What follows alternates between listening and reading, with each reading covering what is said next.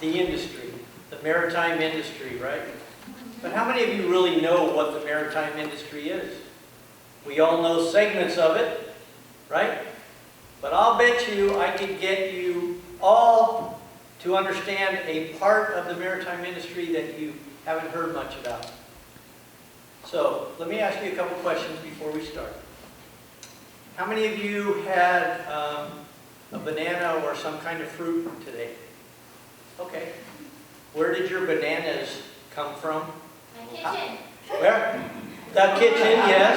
How did they get to where we could consume them? Through Oxnard. Oxnard, yes. Okay, or they were shipped in, Yeah. okay? The Dole pineapple ships, okay? Yeah. Here's another question.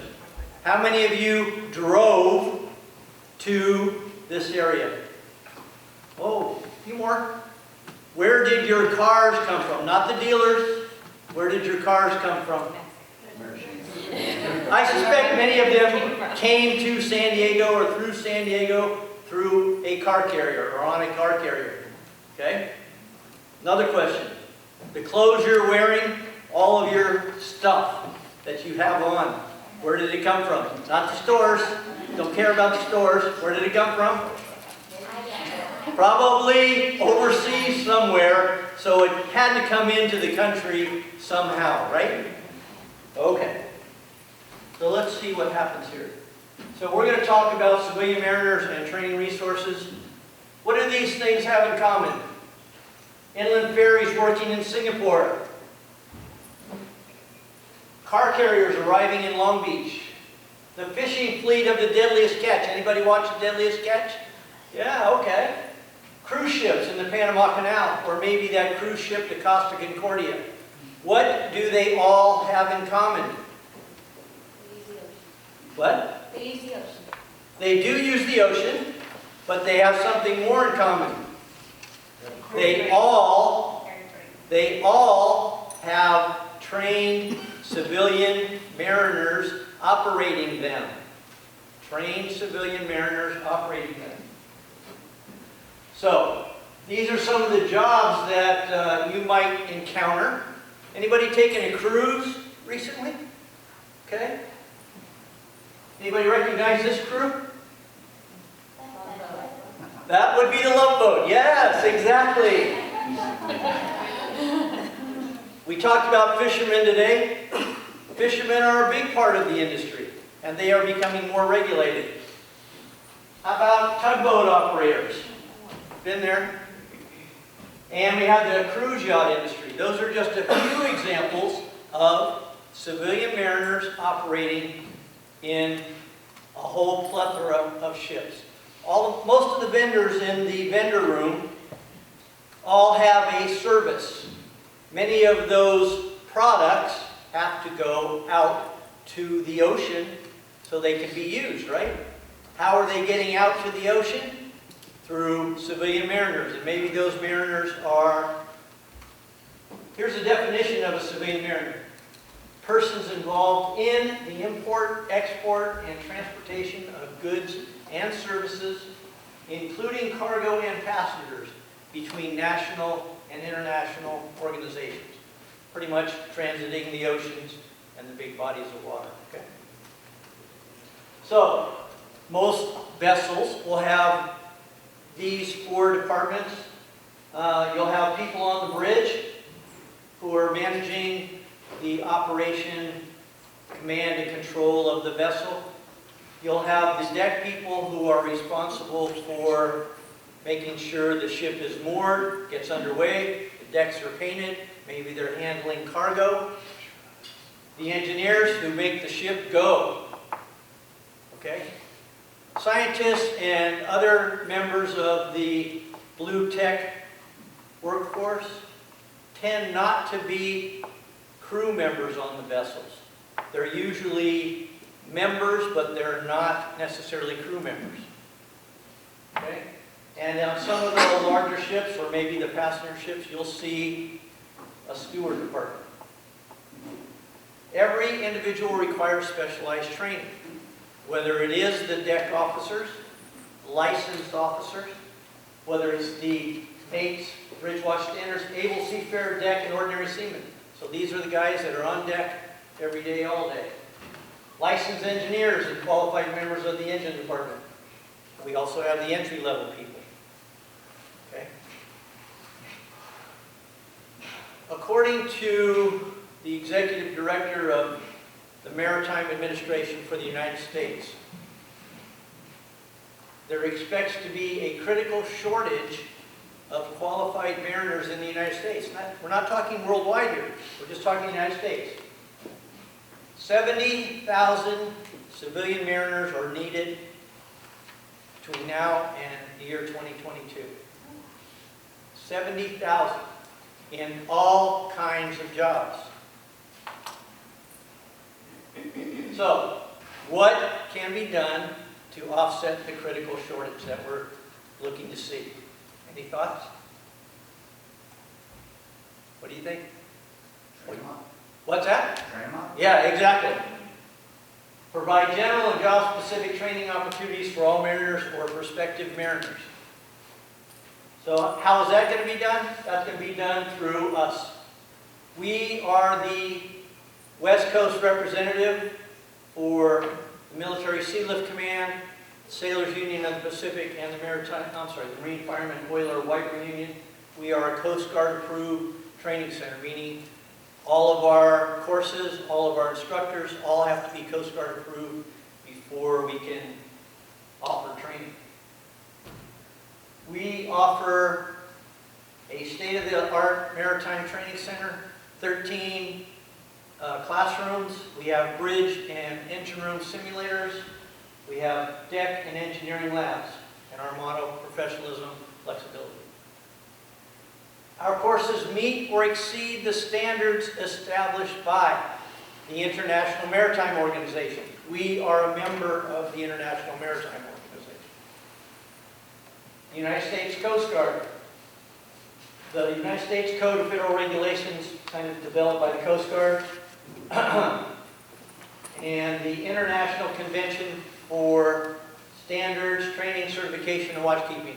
Many of you may have heard STCW. That's what that is. Okay? That training includes our training. This is just a part of our catalog. We offer courses for the deck-in, for the licensed engineers and the bridge officers. We offer courses for the general deck department, as well as the qualified members of the engineering department. We offer courses that promote the safety of life at sea, sorry. For example, radar, bridge resource management, electronic chart display, and different types of radar. We offer and we partner with the USS Midway Museum and the SS Lane Victory up in Long Beach for practical training for our bridge, our deck, and our engineering personnel. So what happens after students come to us and they receive the training? Guess what? Now it's time to go to work. Okay? And life at sea begins. So we can expect long days and nights. It's not always a picnic out there. Extended periods away from home, normally 4 to 6 months, dangerous and stressful situations. But here's the benefits, or some of the benefits. Live in one area, you can work in another. You might have a job that's in Hawaii. You might live here in California. You'll meet interesting people. You'll visit exotic places. More benefits. Oh, look at there. $35,000 per year is not an unrealistic starting salary. When you add in overtime, it's not unreasonable for a new mariner to be earning about $50,000 or more in his first year, his or her first year. Companies tend to have excellent benefit packages. Career advancement. So not everyone wants to stay at that entry level. Some people want to move to higher up. They could move from a deck department, maybe they want to be a bridge officer. So the opportunities are very easily attainable if the individual is motivated and willing to work. Okay? These are some of the employers that we work with. As I mentioned, we are pretty much the West Coast Training Center for the Military Sealift Command, which is the civilian branch of the Navy. We are the West Coast representative for the Sailors Union of the Pacific. They handle the deck department people. We are the West Coast Training Center for the Marine Firemen Oiler Wiper Union. They handle the engineers. Companies like Edison Choes, Crowley, Foss, you name it, Chevron. They are sending their people to us. So, what's the outlook? There is a desperate need for qualified people. Okay? Lifelong careers are available. So here's what happens. We get our students either from the unions, as I mentioned, or we get people who come to our training center, they walk in. We don't advertise a lot. Most of our clients come in because of word of mouth. We have a pretty good reputation. We've been in business since 1998 here in San Diego, and we're getting ready to relocate to our new facility. Currently, we're located right next to the airport. But we take students, entry-level students could be as early as 16 years old for an engineer. 16 years old. That's a high school student, if I'm not mistaken, right? In most cases. We take students who are in their 60s and 70s. We get entry level at that level.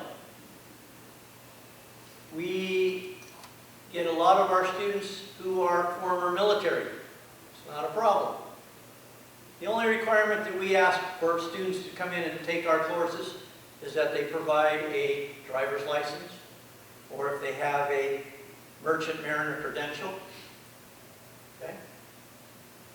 Now, in order for a new person to get hired, especially in the merchant or in the maritime industry, they're going to need several documents really.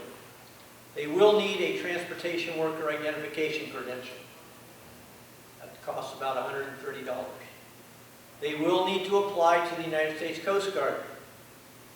And that application costs about $140, and it must include a physical and a drug screening. Okay? They'll have to fill out a narcotics disclosure, et cetera, et cetera. They're going to have at least, bare minimum, a course called basic training, and they're going to have a course in vessel security.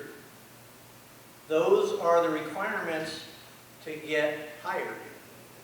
Most companies, most of the agencies that I showed you up front are going to require bare minimum. Okay? Other than that, it's up to the companies, it's up to the individuals. We offer programs from entry level all the way to advanced. We offer a course in small arms. So with the big heightened security issues going on, we offer a course that includes a 9mm shotgun and a rifle familiarization. So we offer about 35 different courses that are U.S. Coast Guard approved, an additional 20 courses that are strongly supported by the Military Sealift Command. Okay? Questions do you have? Was that about 7 minutes? You're good. That was that. Yes, ma'am? How often do employers pay for... Okay, good question. Those three, if you are an employee of those companies, they pretty much pay for all of the training. The bottom two, you might have to have the basic training and the vessel security on your own, but for additional training, they might pay for you. They usually pay for you.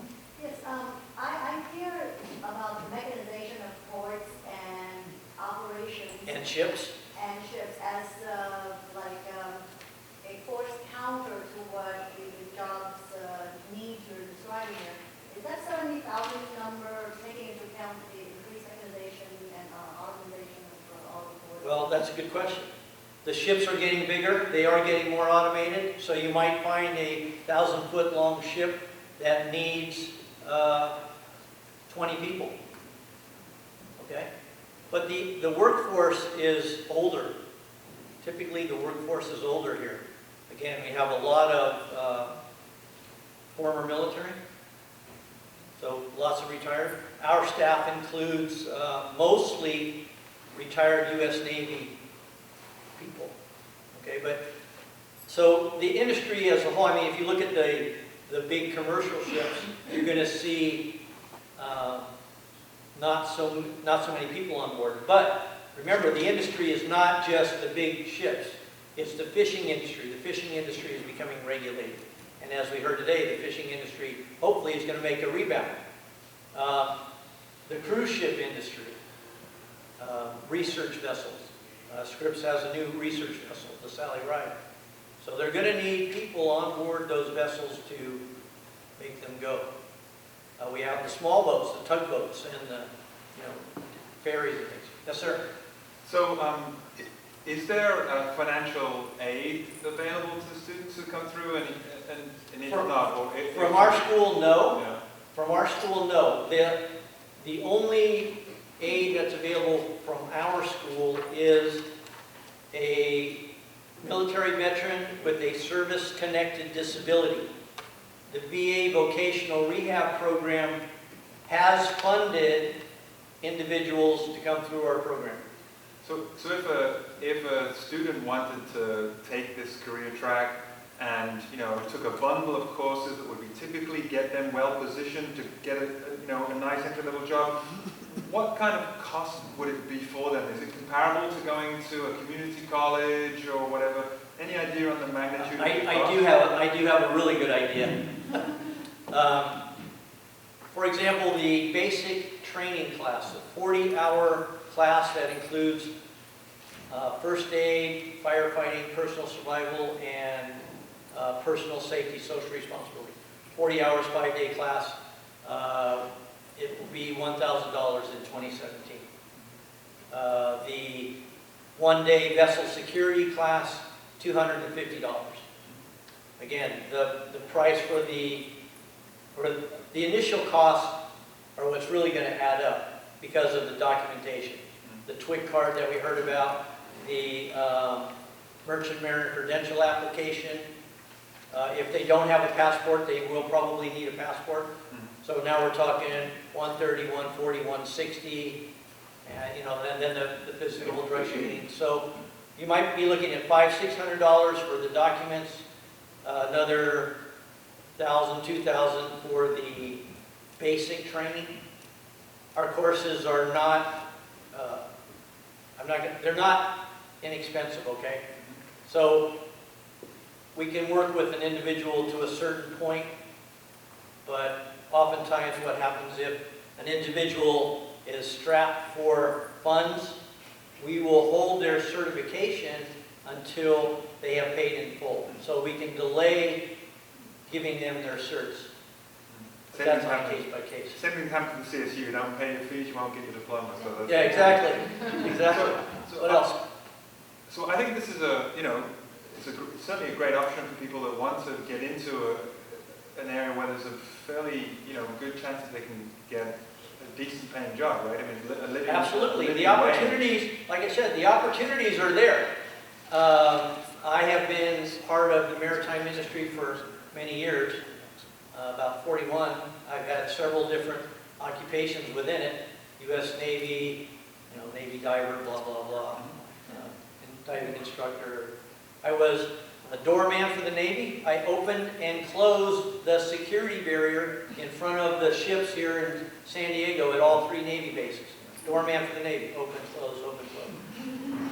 So what I'd like to do also, I think this is the first time I've heard about this, but also maybe you heard the fact that the California State University has a maritime academy up at Vallejo. Mare Island, Vallejo. Yep. And we have 1,200 students there, and they have the highest rate of job securement post-graduation of any of the CSUs. Within 3 months of getting their diploma, 85% of them have that job, and they're in, you know, they're out there in employment, and at the highest level of salaries that the CSUs will generally get. So this is definitely an industry that can be got into through this route, but also through our California state education system. So, you know, and you can go on the web and look up Cal Maritime Academy if you want.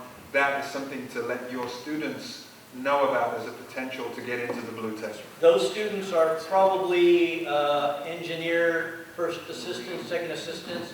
They're going to be the third mate, second mate type people. So usually going in as a third mate Yeah. or a deck. But it's complementary to what you're doing. Yeah, very. Anything else? Yes, ma'am. So, you don't need to, when you say merchant mariner's credential, is that synonymous with captain's license, right? That's a different thing. That's a different part of the training. Right. So we can take an entry-level person